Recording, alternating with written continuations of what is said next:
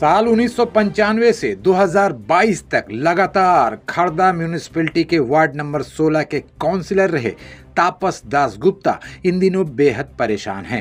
SIR शुरू होने के बाद जब उन्होंने और उनके परिवार ने 2002 की वोटर लिस्ट में अपने नाम खोजे तो पाया कि लिस्ट में ना तो उनका नाम है और ना ही उनके परिवार के किसी मेंबर का। तापस दासगुप्ता ने बताया कि ये बात बेहद चौंकाने वाली है क्योंकि 2002 में वो खुद उसी वार्ड के काउंसिलर थे। उनका कहना है कि जिस वक्त की वोटर लिस्ट की बात हो रही है उस वक्त मैं खुद खड़दा म्यूनिसिपैलिटी का काउंसिलर था, फिर भी मेरा नाम और मेरे परिवार का नाम वोटर लिस्ट में नहीं होना समझ से बाहर है। না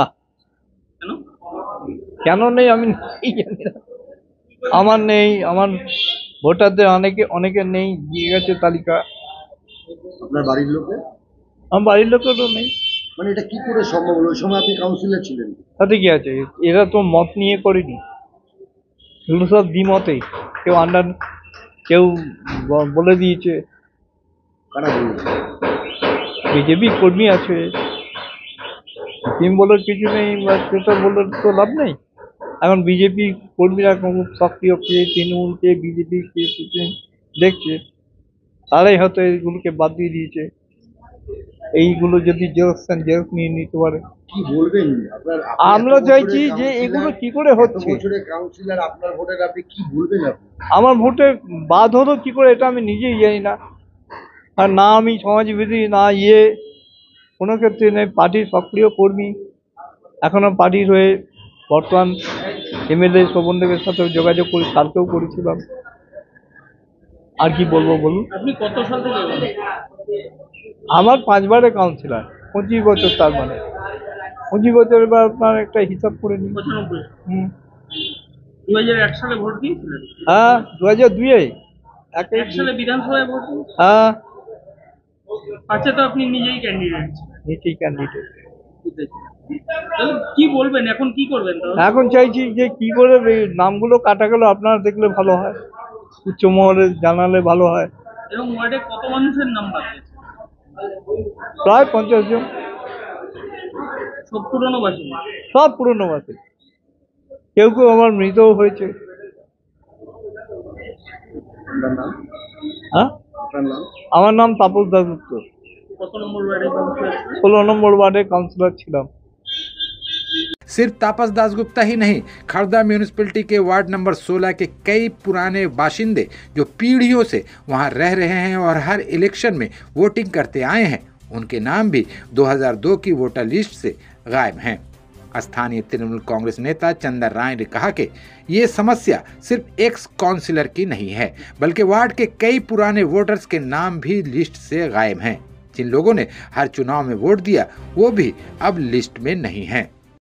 বিষয়টা হচ্ছে, গতকাল তাপস দাশগুপ্ত আমার কাছে এলেন, এসে বললেন, চন্দন, যে আমার নাম ভোটার লিস্টেই নেই 2002-এ। আমি সঙ্গে সঙ্গে মোবাইলে ভোটার লিস্টটা খুলে দেখি সত্যি উনি পিওনা স্কুলে ভোট দিতেন। দেখি ওনার নাম নেই। উনি 25 বছরের কাউন্সিলর। আমি দেখে অবাক হয়ে গেলাম। এবং বিগত কয়েকদিন ধরেই আমাদের অঞ্চলের বিভিন্ন মানুষের কাছ থেকে শুনছি যে তাদের নাম অদৃশ্য কারণে 2002-এর ভোটার লিস্ট থেকে চলে গেছে। এই যে বিশ্বনাথ দাস আমার পাশে বসে আছে, ওর 6 পুরুষ এখানে বসবাস করছে। ওর মা, ওর বাবা সব 2002-এ ভোট দিয়েছে প্যারাগন মাঠের বুথে। অদৃশ্য কারণে ওর মা বাবার নাম 2002-এর ভোটার লিস্টে নেই। এখানে আরো অনেক ভোটার আছে, যোগাযোগ করেছে আমাদের সাথে, যে তাদেরও অদৃশ্য কারণে নামগুলো 2002-এর লিস্ট থেকে চলে গেছে। এটা আমরা বুঝতে পারছি না কিভাবে 2002-এর লিস্টে এরকম আপলোড করলো নির্বাচন কমিশন। বৈধ ভোটারদের নামগুলো কি করে 2002-এর লিস্ট থেকে বেরিয়ে গেল, এটা আমরা বুঝতে পারছি না। ওয়ার্ডে কত লোকের এরকম নাম? আমাদের এখানে অনেক লোকের আমার সাথে যোগাযোগ করেছে এরকম যে নাম নেই। অনেক লোকই, সংখ্যাটা আমি তাও 30-40 তো বলবো এরকম আছে। আপনি উচ্চতর নেতাদের সঙ্গে কথা হয়েছে? আমরা জানাচ্ছি, বিষয়টা আমরা জানাচ্ছি। কারণ এনারা যে এসআইআর এর যে ফর্মটা করেছে, তা এনাদের তো 2002-এর লিঙ্ক দিতে হবে। আমি এই তাপস দাশগুপ্তর কথাই বলছি।